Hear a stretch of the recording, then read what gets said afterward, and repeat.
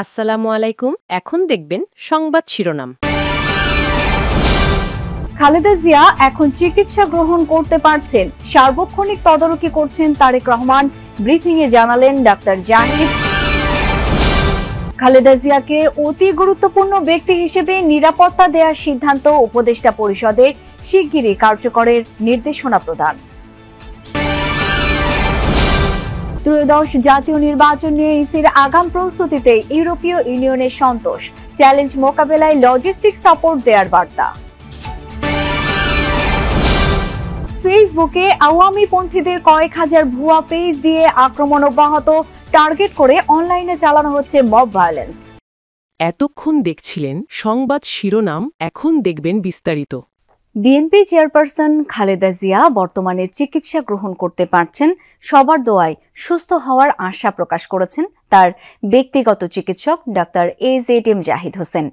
দুপুরে রাজধানীর ever care হাসপাতালের সামনে এক আনুষ্ঠানিক ব্রিফিংয়ে এসব তথ্য জানান তিনি। বলেন, তারেক রহমান সার্বক্ষণিক খালেদা জিয়ার চিকিৎসা সংক্রান্ত বিষয়ে তদারকি করছেন। এ সময় দেশবাসীর কাছে দোয়া চান ডাক্তার জাহিদ। এছাড়াও কোনো ধরনের গুজবে কান না দেওয়ার অনুরোধ করে সবাইকে ধৈর্য ধরার আহ্বান জানান তিনি। এর আগে সোমবার খালেদা জিয়ার চিকিৎসায় 5 সদস্যের চীনা মেডিকেল টিম ঢাকায় পৌঁছেছে। উন্নত চিকিৎসার জন্য খালেদা জিয়াকে বিদেশ নেয়ার বিষয়টি প্রয়োজনে গঠিত মেডিকেল বোর্ড সিদ্ধান্ত দেবে বলেও জানান তিনি। বিদেশি চিকিৎসক দল খালেদা জিয়ার চিকিৎসার জন্য কাজ করছেন বলেও জানান তিনি। আজ যুক্তরাজ্য থেকে আসবে বিশেষজ্ঞ চিকিৎসক দল। প্রায় 1 সপ্তাহ ধরে রাজধানীর এভার কেয়ার হাসপাতালে চিকিৎসাধীন বিএনপি চেয়ারপারসন। দেশি বিদেশি ডাক্তারদের সমন্বয়ে গঠিত মেডিকেল বোর্ডের নির্দেশনায় চলছে তার চিকিৎসা। আল্লাহর অশেষ মেহেরবানিতে ডাক্তাররা যে চিকিৎসা দিচ্ছেন সেই চিকিৎসা উনি গ্রহণ করতে পারছেন। দলের ভারপ্রাপ্ত চেয়ারম্যান জনাব তারেক রহমান সার্বক্ষণিকভাবে ওনার চিকিৎসার তদারকি করছেন। চিকিৎসার সমস্ত বিষয়ে উনি দেশি বিদেশি চিকিৎসকদের সাথে আমাদের মাধ্যমে যোগাযোগ রাখছেন। আপনারা ধৈর্য ধরুন। দীর্ঘ 6 বৎসর যাবৎ আপনারা আমাদেরকে সহযোগিতা করেছেন। ইনশাআল্লাহ আমরা এই যাত্রাও আপনাদের ভালোবাসা, আপনাদের সহযোগিতা এবং আল্লাহ রাব্বুল আলামিনের অশেষ মেহেরবানিতে আমরা আবারও আমাদের প্রাণপ্রিয় নেত্রী দেশনেত্রী বেগম খালেদা জিয়াকে আজকে দেশের মানুষের যে অকৃত্রিম ভালোবাসার প্রতীক সেটি আজকে প্রমাণিত। সেই লক্ষ্যেই আমরা আপনাদের সহযোগিতা চাই। আমাদের ভারপ্রাপ্ত চেয়ারম্যান। এদিকে চিকিৎসাধীন সাবেক প্রধানমন্ত্রী এবং বিএনপি চেয়ারপারসন খালেদা জিয়াকে অতি গুরুত্বপূর্ণ ব্যক্তি হিসেবে ভিভিআইপি নিরাপত্তা দেওয়ার সিদ্ধান্ত নিয়েছে সরকার। উপদেষ্টা পরিষদের বিশেষ বৈঠকে এই সিদ্ধান্ত গ্রহণ করে অন্তর্বর্তী সরকার। সকালে প্রধান উপদেষ্টার সভাপতিত্বে রাষ্ট্রীয় অতিথি ভবন যমুনায় উপদেষ্টা পরিষদের বিশেষ বৈঠক অনুষ্ঠিত হয়।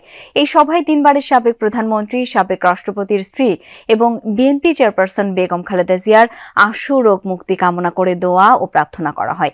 তাছাড়া জাতির কাছে তার জন্য দোয়া ও প্রার্থনার আহ্বান জানানো হয়।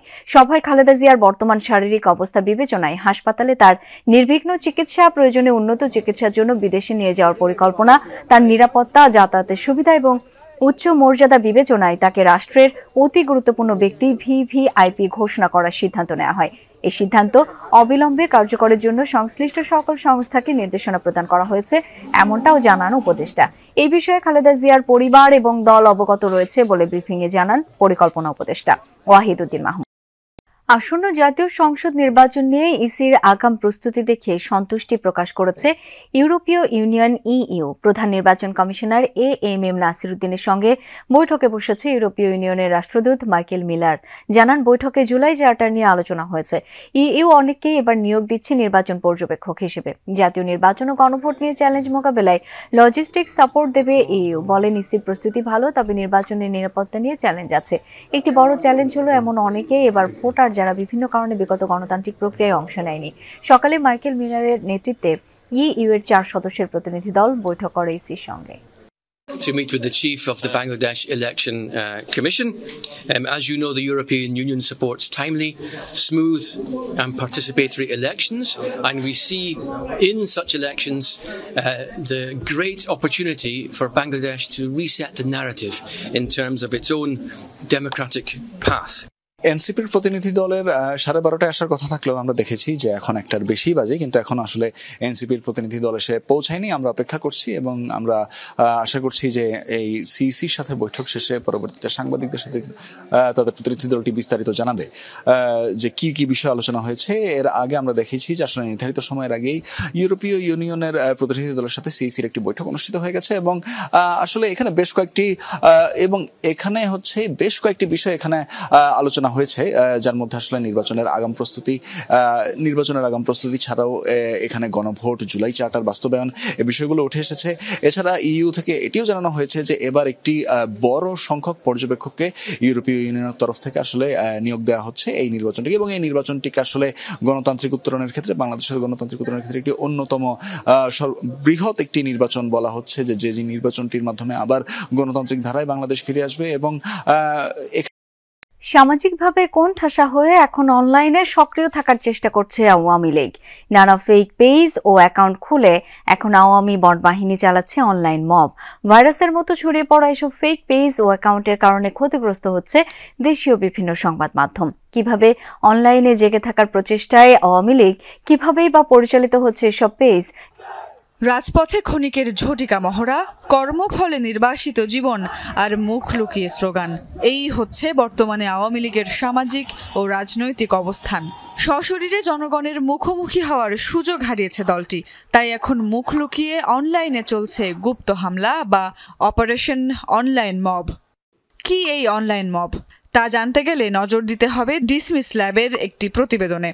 30 নভেম্বর প্রকাশিত এই প্রতিবেদনে বিশ্লেষণ করা হয়েছে আওয়ামীপন্থী প্রায় 1000 ফেক পেজ এবং অ্যাকাউন্টের রহস্যজনক কার্যক্রম। আওয়ামী লীগ বিরোধী যে কোনো সংবাদ বা সোশ্যাল পোস্ট পেলেই এসব অ্যাকাউন্ট থেকে একযোগে আক্রমণ করা হচ্ছে। এমন কয়েক হাজার অ্যাকাউন্টের মধ্যে এবার একটি অ্যাকাউন্টের অ্যাক্টিভিটি দেখা যাক। ডিসমিস ল্যাবের ফেসবুক পেজের রিভিউ অপশনে অপতথ্য এবং প্রোপাগান্ডা ছড়ানোর অভিযোগ করেছে এই অ্যাকাউন্টটি। এবারে এর ভেতরে ঢোকা যাক। অ্যাকাউন্টের শুরু থেকেই উগ্র আওয়ামীপন্থী মনোভাব স্পষ্ট এবং একই সঙ্গে এটি যে কোনো ব্যক্তিগত অ্যাকাউন্ট নয় সেটিও বোঝা যাচ্ছে। এমন আরও হাজারো ফেসবুক পেজ এবং অ্যাকাউন্টের খোঁজ পেয়েছে ডিসমিস ল্যাব, যেগুলো ডিজিটাল মব চালাচ্ছে দেশীয় মিডিয়া এবং বিভিন্ন অ্যাকাউন্টে। কিছু অ্যাকাউন্ট রং চড়ানো ভারতীয় সংবাদ মাধ্যমে পজিটিভ রিভিউ দিচ্ছে, একই অ্যাকাউন্ট আবার দেশীয় বিভিন্ন সংবাদ মাধ্যমে দিচ্ছে নেগেটিভ রিভিউ। অনলাইন মবের এমন আরও উদ্বেগজনক তথ্য পেয়েছে ডিসমিস ল্যাব। এ সংক্রান্ত রিসার্চ টিমের সদস্য রাশো জানালেন, এসব অ্যাকাউন্ট থেকে দিনে সুনির্দিষ্ট একটি সময়ে কমেন্টগুলো করা হচ্ছে, ব্যবহার করা হচ্ছে নির্দিষ্ট কিছু কিওয়ার্ডও। কোন একটা ইভেন্টকে কেন্দ্র করে এগুলা ছড়ায়।